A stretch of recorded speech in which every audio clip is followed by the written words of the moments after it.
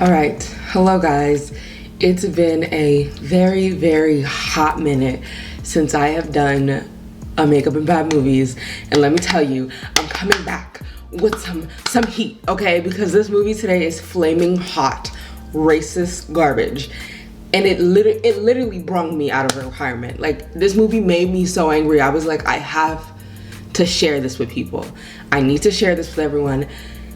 We gotta bring it back. We gotta make a video about this. So, today. Also, sorry if you hear my cats whining. They're mad because I put them in the room because they don't know how to behave when I start filming. But today, we're gonna be talking about Master, which is an Amazon Prime movie starring the beautiful Regina Hall. And she deserved way more than this movie. I love Regina Hall. I'm obsessed with her. I've been obsessed with her. I just think she's amazing. And I watched this movie, so I kept seeing advertisements for it because I'm watching House right now on Amazon Prime, if anybody cares. And I keep seeing the ads for this movie, and I was like, I'm just gonna watch it. It looks like it might be decent, and if anything, I get to see my queen, Regina Hall. And this movie was hot flaming garbage. This was the worst hour and 30 minutes of my life. And now I'm going to share this with y'all. If you haven't seen it, I even though it's awful, I'm not gonna lie with you guys, this movie is bad. Like, it's not even like bad and like we should all laugh together. It's like bad. Like, it made me upset. That's the kind of bad that it is. Even though it's that kind of bad, I still kind of want people to watch it because I feel like even me explaining it to people doesn't kind of give the full idea. Oh, this is too much. Okay. Just scoot a little bit down here. Doesn't kind of give the full idea of how angry this movie made me. Okay, so let's just get into it. So Master is a 2022 horror movie on Amazon. And it's literally an hour and a half of micro and just outright aggressions towards Black women. That's all this movie is. And that's why it makes me so angry. I think that's my first gripe with this movie. Just to get into it kind of really quick. This movie is promoted very heavily as a horror movie, and there is nothing even remotely scary about it. Like, I would have even have taken a cheesy jump scare, you know? Even that. Because I would be like, okay, it deserves to be in the horror category. I cannot tell you what makes this movie deserve to be in the horror category. There's nothing scary about it. And it's not just like, oh, it didn't scare me. It's not scary. It's not scary. I don't know. I'm gonna try and like sum up what happens in this movie as best as I can. I am gonna skip a lot of parts, which is why I say that maybe you might want to watch it yourself. I'm skipping parts just because they have nothing to do with the actual storyline. And more so, I think they were trying to add to the horror element of the movie. But like I said, there is no horror element. Like, there is these Amish people who live near the college or something that kind of gets sprinkled in throughout the movie. Doesn't really add to the storyline. I think this supposed to be the horror part. This is one of those things, I don't really talk about that. So again, if you want to watch the movie, there are a lot of things that I cut out in my own summary of this movie because they're not necessary, and this movie could have been 30 minutes. Okay, this movie opens up with an introduction to Gail, played by Regina Hall, and she is a professor at this predominantly white college, and she's also the first Black master of a dorm, I guess. They don't really kind of explain this, but from my understanding, there's like a head of each dorm, and they're called masters, and she's like the first Black one. I'm assuming that's what the masters are. They don't explain. I think they just wanted a reason to put that word in this movie. They don't really explain what her role is, but she's a teacher at the school, and she also looks over the kids in some way, some format, I guess. She also used to go to the school. The movie also follows a young Black freshman girl named Jasmine. It's her first year here, and when she's like, you know, she's coming to campus or whatever, and she's like, hey, you know, where's my room? Where am I gonna be? They go, oh my God, like the white people, they go, oh my God, she got the room, and they start giggling to herself, and then they wish her luck. It's kind of weird. It's off-putting scene, but it's just, you know, we just skedaddle along. I did kind of notice, I was like, wow, she doesn't have any family with her. That's kind of strange. Is this brought up in the movie at all? No. Jasmine meets her roommate, who is Amelia. She's a white girl. Most of the people in this movie, most of the people who attend this school seem to be white. There's not really a lot of black people. Oh, that's brighter than I thought it would be. There's not really a lot of black people at this school who are like attending the school anyway. She seems all right at first, I guess. Jasmine returns to the dorm a little bit later, and Amelia has she has a bunch of people over. She has a couple of her friends, I guess she already knows. And this is where all the microaggression starts coming. And I've noticed that most of the aggressions happen in this particular friend group that Jasmine develops. I guess mostly because, like, this is what happens typically when you go to college. Your first friend is typically your roommate, and you kind of latch on to each other, and then you kind of expand out as you meet newer people and you go to your classes and stuff. So I don't blame Jasmine for hanging out with these people, even though you can tell she's not really comfortable with them. Like, this is who she has right now, and she doesn't want to navigate this school by herself. So I get it. The very first little thing that we see is that one of the white girls spills something, and she asks the other two white girls to like pass her something so she can clean it up. And Amelia throws the napkins to Jasmine and says, oh, can you just clean that up real quick? Which obviously doesn't sit well with Jasmine or any of the people watching. If it sit well with you, if that's not okay with you, why? So we learned at this little get together here that the reason that the RAs or whatever were kind of giggling when Jasmine was getting assigned her room is because the room that they're in is supposedly haunted. A gruesome death happened here. There was a woman who was presumed to be a witch in the old days, and she haunts the room, and she shows up on December 3rd at 3:33 in the morning and kills the student who lives there. And it always happens to be a black student. Which, I'm just gonna comment and say real quick, there's barely any black kids at the school. And if you have this little room we're going on, why are you assigning any black kids to that room? The house that Gail lives in as a master was like made during slavery days. I don't know if I've mentioned this, but the whole school is like as old as America itself, like as old as hell. Like in Gail's house, you could see like it's obvious that like there were slave quarters or bells for when the masters or whatever needed her and stuff. But yeah, Gail is just getting kind of creeped out by things that she's finding in her homes. Like, the movie has this real obsession with maggots. She keeps finding maggots in her stuff. I guess that's supposed to be scary to us. It's not. It's just nasty. It really doesn't tie in with anything being haunted. Nor even tie in with no racism. It's literally just nasty. Or like her, you know, she keeps going up to the slave quarters and just kind of digging around in it. I don't understand why it hasn't been cleaned out. But whatever. Jasmine faces more microaggressions. That's all this movie is. It makes me sad. I feel like I'm just listing bad things that happened to Jasmine. But basically, Jasmine goes and she's at lunch, and like, so everybody who works for the school, like all the staff, not like faculty.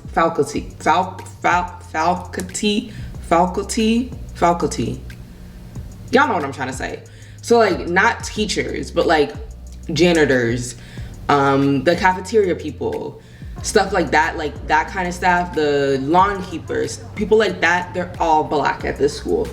So she goes to get lunch, and you know, we see how the cafeteria ladies are kind of interacting with the white people in front of her. Hey, how's your day? Oh, da da da, you got this. Motivational things, very mammy-like, basically.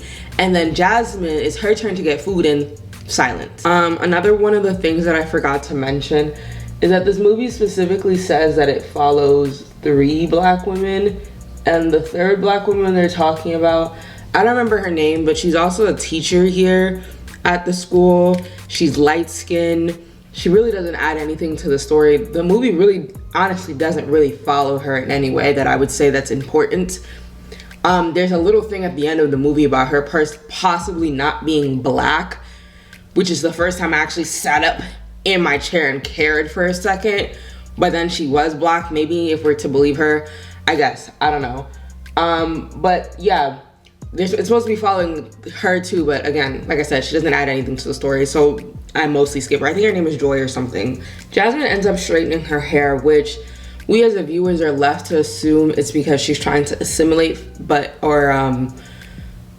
she's trying to assimilate and fit in better with her peers maybe, but we kind of get no background on this, which is another issue. One of my issues with this movie is that, like, we don't really know anything about Jasmine, who's primarily our main character. Like, we don't get any insight to her as a person. We don't really know anything about her.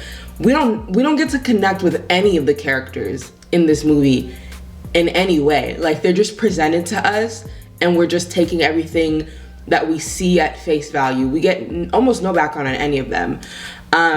We only find out near the end of the movie that, like, Jasmine doesn't talk to her mom or something like that. Like, we don't know anything about these characters. There's another tiff between Jasmine and her friends where, like, she goes to pick up the pizza for everyone and she's like, hey guys, you know, it's gonna be like $19 or something. It came out to $19 if we could all just, you know, Venmo me or whatever. And they ignore her. She says it again. And I think they ignore her again. And she says it again. And then they're like, I think Amelia, one of the white girls, is basically like, well, you're drinking my wine and that's like $8, so really we're even. And the other two girls don't even acknowledge that she said anything at all. More bad things happen to Jasmine because that's all this movie is. She's wrongly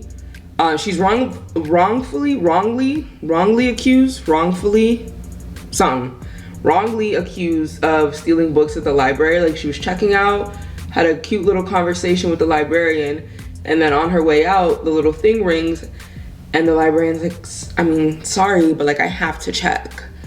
Being all like awkward about it, like, girl, you're accusing me of stealing. She's been waking up and finding little scratches on her arm, which, again, you remember how I said, like, we don't really know anything about our characters. So apparently she sleepwalks. So, and she's prone to visions that are supposed to be terrifying or something. So she doesn't know if these scratches are like something to actually be concerned about. Like, it seems like at one point she thinks that her roommate may be doing something to her, but also she has these really bad visions. So she doesn't know if it's something that she's doing to herself or not. Okay, so that third black woman's name was Liv, not Joy. I feel like I was kind of close, you know? Liv Joy. Jasmine ended up having some issues with her because Liv failed her on a paper, and after she saw her white friend's paper, I guess she felt like she shouldn't have been failed. I don't know. They didn't really say like what. They show us Jasmine reading her friend's paper, but they don't really show us like what she saw in it that made her feel like, oh no, like I definitely deserved a better grade. We're just left to assume like, oh, she saw it and she said I definitely deserve a better grade. Like I said, y'all, this movie wasn't very well thought out. We're just left to assume a lot of things. She literally glanced at the paper and said like, oh, I'm gonna file a dispute. And I'm like, why? Why are you filing a dispute? I would like to know. Do you just feel like you deserved a better grade? Did you see your friend's thing and said, oh no, I definitely deserved a better grade because you got an A and this was garbage? An explanation, please. Jasmine goes to Gail because like I mentioned earlier, Gail is the master of the house that Jasmine lives in. And she goes to her for support, and I feel like there's this missed opportunity for Gail to be somebody for Jasmine to lean on since she's been in her position before, because Gail was one of 3 black women when she attended school there. But Gail is honestly barely supportive, and she's barely supportive at all. Definitely not supportive in the way that black people and black women especially are supportive to each other in these kind of areas.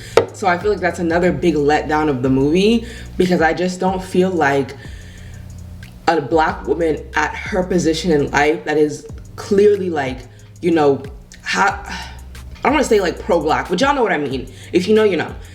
Would just be like, just would be the way that Gail is. Like, she's just not supportive in the way that I would expect a black woman to support me in her position. And I feel like I would be, if I was Jasmine, I would be so disheartened because I have nobody but you to look up to, and you have nothing to give me. I skipped a lot of details about what's going on with Gail's side of the story because it's really just not important. There's more maggots dealing with her being the only black person on the board. And then her friend Liv is whether or not her friend Liv will get tendered or not, but like, nobody cares. Again, stuff that really didn't add to the story. I don't know, I really don't know why they said this movie is about 3 black women, because it's really about Jasmine. It's about Jasmine. Even y'all description is not good. Even more bad stuff happens to Jasmine. She's at this party with everybody. Whew! This scene had me hot because this scene actually happened in real life multiple times. There's this party with it's all white people, because remember, there's not a lot of black people at this school. We've yet to see anybody who's a student who's black besides Jasmine. And they sing Mo Bamba, and if y'all remember when Mo Bamba came out, that was white people's favorite song, okay? And they said the N-word loud and proud, and it was uncomfortable. Jasmine and the guy that her roommate, I guess, likes or something, they end up like talking in the corner or something, and they end up kissing, and her roommate Amelia sees, gets upset, and leaves. In the morning, Jasmine wakes up to Gail at her door, and Gail's like, oh my God, are you okay? Because the word leave is carved into her door, and there's a noose hanging from her door. So more weird things happen to Jasmine, and she finally meets some other black girl who goes to the school, and that black girl offers her certain kinds of support. I don't think they ever mention her name, but she's only in this one scene. But then it's awkwardly kind of interrupted by her black friends. I think this is one of the only scenes that was actually done well and explained well, because their friends are like, oh, did you know her? Because they walked in on her hugging. And I guess her friends are basically like, did you know her? Because they've never seen these two people interact together. And this was one of the first scenes I felt like made sense. One, because it was the way that these two black girls who have never met each other offered support and leaned on each other, including that hug, because they knew exactly what each other were going through. That was the most realistic thing I've seen in this entire movie. And then the conversation that followed with her white friends, because she had no idea how to explain to her white friends, I have never met that girl before, but I gave her a hug. Because, like, how do you, we know. But it's so hard to put into words that we have a connection almost solely based off the color of our skin, because that's what it looks like to them. We have a connection based off of that, but we know. If you know, you know. If you know, you know. And she couldn't explain that, and I felt that girl. Jasmine ends up falling off the building while running away from the witch, perhaps, similar to the way that the last girl died in that room. She doesn't die, but she does end up in the hospital, and Gail kind of gives her this awful talk. That's why I don't like Gail. That's why I said Gail is not supportive. Gail is not the black woman I would need her to be in this situation, because Gail gives her basically this talk, because Jasmine's essentially like, you know, I think I'm gonna leave. Like, I don't think I can do this anymore. I'm going to leave. And Jasmine kind of like, okay, blend your concealer out, get your thoughts together, and then finish talking to Erin. Basically what I was trying to say before is that Gail gives her this awful talk about how, like, she should stay, and like how you can't escape it being racism because it's everywhere. And like, okay, yes, racism is everywhere, but should you have to stay in a place where you're facing the most brutal aggressions day in and day out of your life, and you're literally uncomfortable, you're literally scared to even sleep in the same room as your white roommate because you think that she's scratching you in your sleep, someone that's a noose on your door? Like, yes, racism is everywhere. You're always going to be dealing with racism as a black person. Do you have to stay in this specific racist environment? No. Choose a less racist environment. What? And it was just like, The girl is she literally jumped out of a window. She's losing her sanity because of what she's dealing with at the school, and you're telling her, well, racism is everywhere. Girl, you literally went through this shit. It probably was worse for you. Why would you tell her to just suck it up and deal with it? You don't want to tell this girl to go apply to an HBCU or something. Do not bend over backward to fit in with these white people if it is killing you. Jasmine ends up returning to the dorm after she's released from the hospital, and she sadly hangs herself. And Gail finds her, and she's heartbroken by this. And she basically ends up deciding to walk away from the institution and her job in the most uninspirational way ever.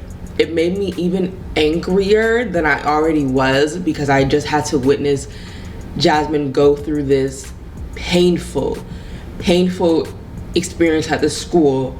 And then she was given that speech by Gail, and then basically, like, I don't remember what it was. I don't know if she wrote a note or we got a monologue, like an inner monologue or something, but basically she was like, I get it now, like, I'll never be able to escape it. That's what she said before she hung herself. So we're feeling that with Jasmine. And then the way Gail decides to deal with her pain and I guess get back at the white folk for what happened to Jasmine is she decides to leave her job. And so basically she was leaving some event at the school, and some security guard stopped her, a white security guard, of course, because every other piece of staff is black, but the security has to be white. And they were like, do you work here? Because it's after hours. And he asked for proof that she was part of the faculty, which, again, microaggression. And she goes, I don't work here. I was just leaving. And that's how she quits, I guess. And that's how the movie ends. And I was livid at this point because I just feel like Jasmine deserved a lot more. Like, she deserved a lot more. And that last scene, that whole last, from the hospital scene with Jasmine to Gail going, I don't work here anymore, made me livid. I was upset because what was the purpose of this movie? It wasn't scary. We got no retribution for any of the bad things that happened to the black people in this movie. There were nothing. Why did Jasmine have to kill herself? What was the purpose? Because this was literally just upsetting to watch. So who was this movie for? Because it wasn't made for black people to watch. It wasn't made for us to consume, because this was awful. This was painful to watch. This was painful. And I looked it up. The producers, the writers, they're white. This was not y'all movie to make, and it's clear because y'all messed up badly. This movie was awful. It was awful. And I saw some things before I even started watching this movie that was like, oh, basically comparing to Get Out, because every black horror movie now is Get Out. Jordan Peele did one thing, and now everybody's trying to be Jordan Peele. And the thing about that is I don't think people understand why Get Out is Get Out. So they saw horror and black people and said, oh, I can do that. But they're not getting why Get Out was Get Out, like I said. And they keep trying to make that. And this movie is a prime example of literally saw Get Out. Oh, it's horror with black people in it. Oh, okay, bad things happening to black people. Oh, gotcha. That's what this feels like.